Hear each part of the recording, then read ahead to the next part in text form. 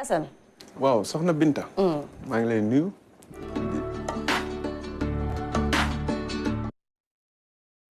alors administration tey nag Alaaji ana lan nga ñu indil. waaw dañuy dal di jouer li ñuy wax les prolongations par rapport ak lancement New Deal technologique. Saint-Germain wala prolongation. non boobu moom.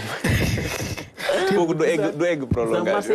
du jubilé démb non démb nekk Marseille fara ñu fenn ñoom daal kuy néewal doole. Paris Saint-Germain rek ñu jël. noonu la sax ma ne ko noonu la sax xam nga rek à jamais les premiers donc deuxième ñëw. suñu victoire la woon dem. tout à fait. waaw kon nu ma la ko waxee léegi rek New Deal technologie xam nga lancé nañ ko le 24 février bi ñu génn président de la République moo ko lancé woon fële ci CICAD. à Diamniadio mu nekk nag ndaje moo xamante ne nii acteurs yi nga xam ne ñoo nekk ci écosystème numérique bi yëpp teewee woon nañ ko. te ginnaaw bi nga xamante ne nii présenté nañ document bi. muy stratégie numérique 2025-2034 bi. ñi nga xamante ne nii ñoo ko jot a jàngat. daanaka dañoo rafetlu ni nga xam ne noonu lañ ko tëggee ak noonu lañ ko tënkee.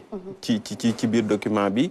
ndaxte dara manqué wu ci leeral nañ ci lépp phase bu ci nekk expliqué nañ financement am nu muy demee. ak li nga xam ne moom lañ ciy séntu comme objectif vision bi aussi leer na nañ ñëpp xam nañ ko léegi nag loolu nag ba mu jàllee dañoo laaj ñenn ci ñi nga xamante ni ñooy acteurs yi ñoom lan mooy seen xalaat ci stratégie boobule ci noonu dinañ déglu acteurs yi nga xam ne ñoo nekk ci privé bi dinañ déglu tamit ay benn chercheur dinañ déglu aussi ñi nga xam ne ñoo nekk ci public bi ñu jox ñu seen xalaat ginnaaw bi ñu dellu soit ci plateau bi. On avait déjà presque toutes les stratégies. Notamment la stratégie numérique 2020-2025. Aujourd'hui, on part de 2025 pour aller vers la stratégie 2034. Qu'est-ce que cela veut dire? Cela veut dire qu'aujourd'hui, c'est de nouveaux concepts. C'est un plan qui a été lancé de plus de 1000 milliards avec plus de 50 projets qui ont été lancés aujourd'hui par le ministère en compagnie de toute son équipe.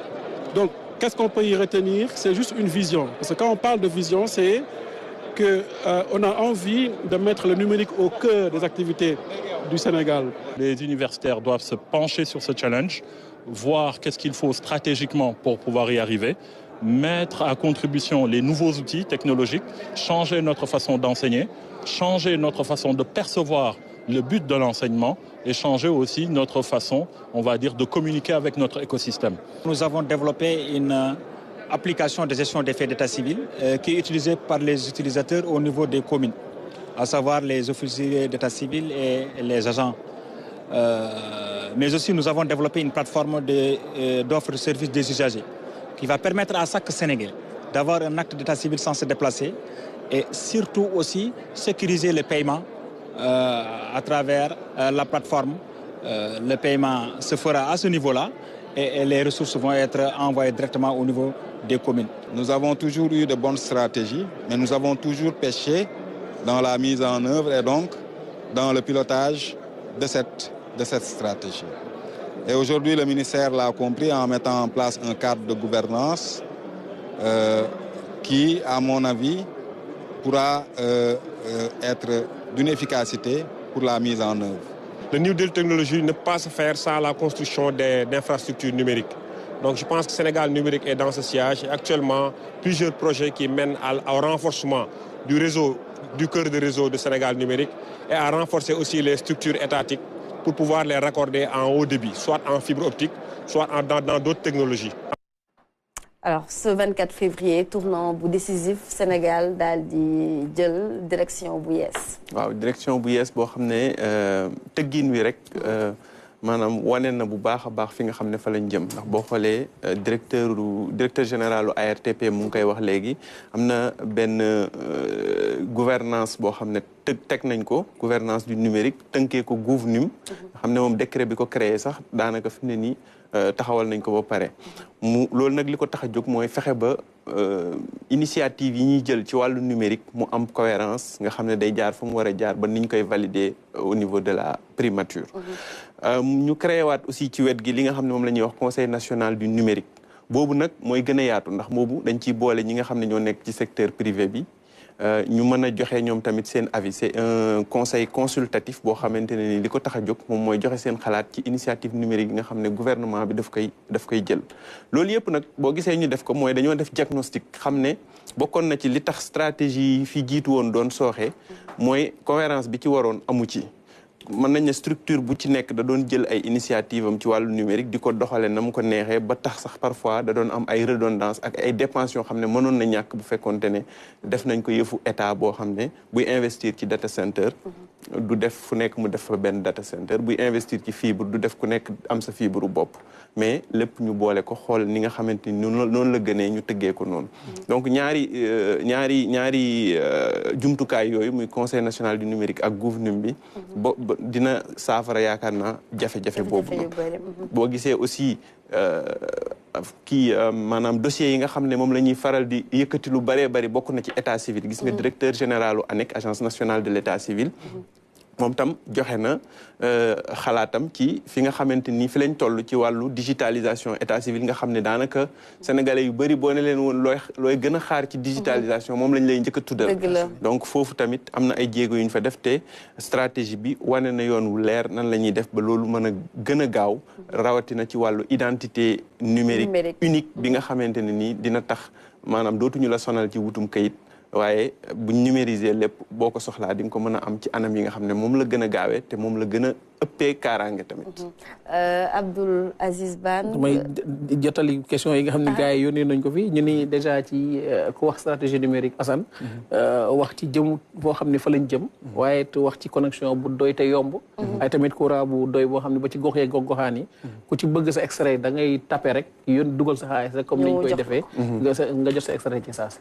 waaw loolu noonu mooy identité numérique bi nga xam ne wax naa ko léegi déjà ñaari enjeux yi ci gën a mag bokk na ci cohérence boobu nga xam ne expliqué naa leen ko léegi mais aussi am infrastructure yu doy yoo xam ne day daj réew mi yëpp ndax infrastructure yi ci la service yooyu yëpp mën a doxee bu dee ne infrastructure yi baaxul wala doyul du mën a nekk kon infrastructure yi am na lu ñu ci war a def li ci jara mottali dinañ ko mottali li nga xamante ni defoon nañ ko mais na mu waroon melu ko tamit ñu seet nuñ ko jubbantee ba nga xamante ne ni service yi dinañ ci nit ñi askan wi dinañ ci mën a jot ci anam yi mu gën a gaawee gën cee ëppee aussi li ñuy wax sécurité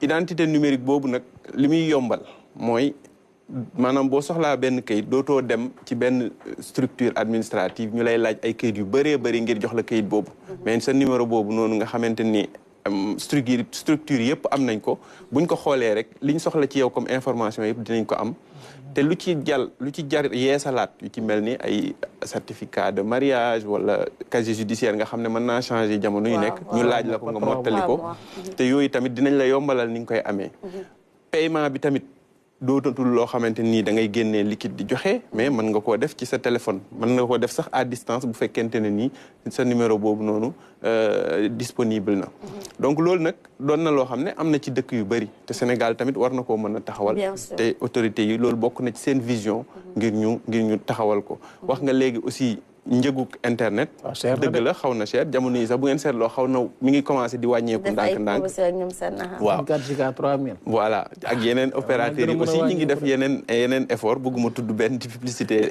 bàyyi ñi ci des waaye dina wàññeeku googu noonu bokk na ci li nga xam ne dina amal njariñ askan wi trop ndax jamono yi technologie yi ñëpp a koy utiliser ku ci nekk di nga xëy jënd benn pass wala nga jënd crédit nangam léegi bu ñu la ko wàññilee yaakaar naa ne la nga ci doon def di nga ko mën a def feneen te loolu dina participer ci wàññi dund bi nga xam ne fa lañ jëm donc vision bi daal mooy loolu Sénégal nekk société bu numérique fii ak fukki at mu doon société bu numérique bu moderne lool méngoog jamono ku ne ndaw xam ne ndaw bëri na dugg génn tës jamono ji on n'a plus cette patience là on n'a plus le temps te it ku ne ndaw comme ni ma ko waxee ay documents da nga koy soxla de gauche à droite moo xam pour out emploi out stage et cetera donc tey ji yow mi nekk je veux dire un représentant de la jeunesse même lan ngeen jàpp si New Deal technologique bu ñu daal di lancé récemment.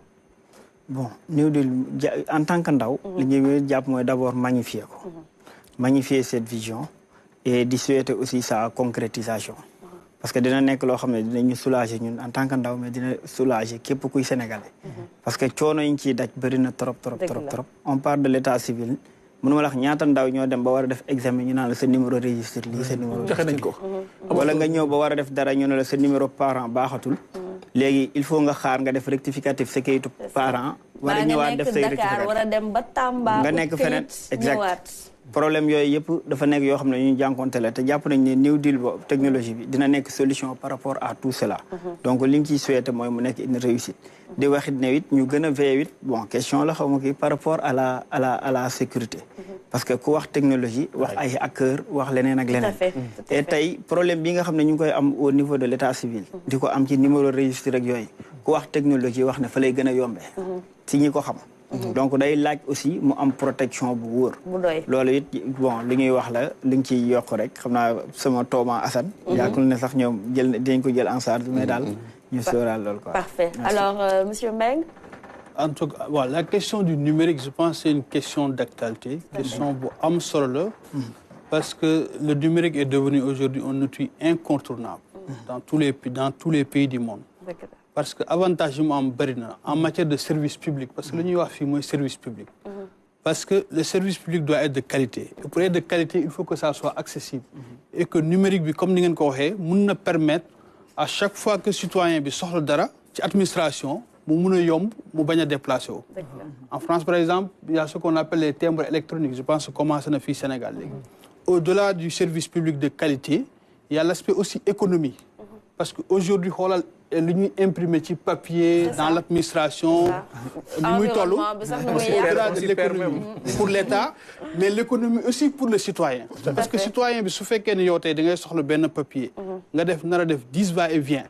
Donc, ce que tu dépenses en transport, même du point de vue environnemental, parce que sooy jóg ci oto ngay dugg oto boobu dégage de gaz carbonique. Donc, am na effet yu bëri yoo xamante ni positif yu muy am.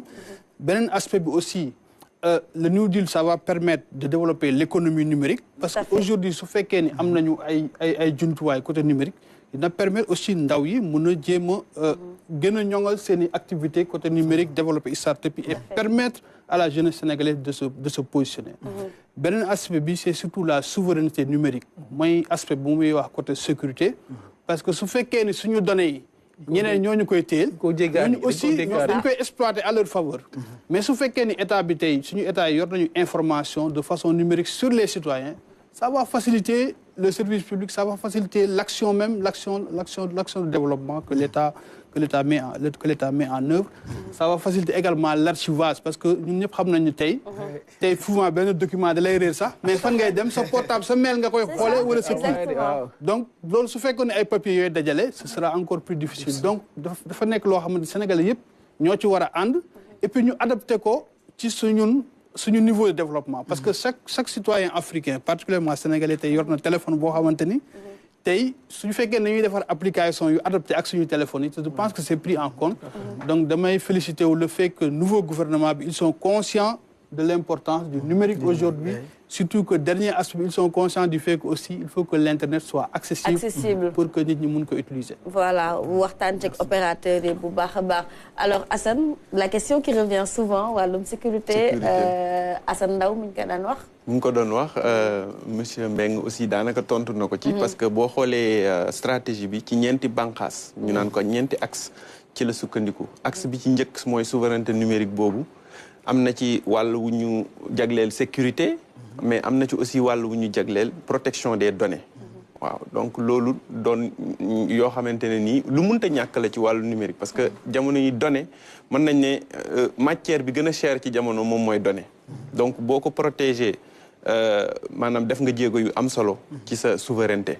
donc Sénégal xam nañ loolu ci stratégie bi jël na ko bu baax a baax aussi en compte ci wàllu sécurité nag dafa nekk loo xam ne lu discret la doonul ne dañuy wax stratégie bi yëpp nu muy tëddee waaye leeral nañ ne dinañ ko jël bu baax a baax en compte ci stratégie bi. beneen aspect aussi boo xam ne monsieur Mbengue daanaka tudd na ko aussi mooy développement de l'économie numérique ndaxte au-delà yombalal nit ñi seen dund ci wutum kayit meek yu ni mel numérique dafa nekk secteur bu transversal boo xamante ne nii société yu bëree bëri mën nañ cee jaaree daal di développé wu bu baax a baax rawatina start-up yi. start-up yi nga xam ne ñu ci bëree bëri bu dee ne yënguwuñ ci wàllu numérique de manière pure et dure ñi ngi jëfandikoo en tout cas numérique bi pour développer seen business. wax naa léegi digitalisation des services publics ak état civil jarul ma ciy dellu si waat mais beneen axe bi nga xam ne moo ci mujj tamit moom mooy fexe ba Sénégal mën a génn jongante ci Afrique ndax doole joo xam ne am na ko ci wàllu numérique mu nekk un hub technologique boo xamante ne nii fu mu taxawee ñu xam ne ki taxaw mbër la. Parfait te Sénégal moom gis nañu que saa yu il est toujours au rendez-vous de grands événements. toujours dina bokk ci ñu ñu duppee les pionniers. jëm ci ay voilà ci ay mbir yu bëri. alors suñu mbokk internet yi am nañu ay questions pour yow. xam naa daañu ci dikk notamment Gabi Diaw ñu di ko jaajëfal bu wér a wér mais en attendant ñu dem jëli soxna Ramatoulaye Sarr elle est déjà en place ngir yaatal lépp lu bàyyeekoo suñu ay yéenekaay rebonjour. Rebonjour Binta Charles.